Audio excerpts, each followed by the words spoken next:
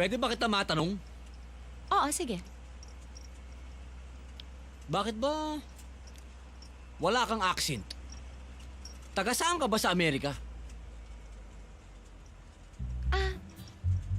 Actually, I grew up in California. California! Yeah, in Santa Monica, near the beach. But you know, my parents insisted na pag sa bahay, Tagalog kami. Kasi ayaw niya naman daw matulad kami sa mga ibang Pilipino na napadpadang sa Amerika ang aarte na magsalita. At ayaw din naman nilang kalimutan namin ang aming mga roots. Satisfied? Aha. Saan naman yung exact address mo sa Santa Monica? Near the beach? Ano ba ito? Background check? Excuse me, wala kang karapatang imbestigahan ako. Kung may taong gagawa nun, si Manuel yon, okay?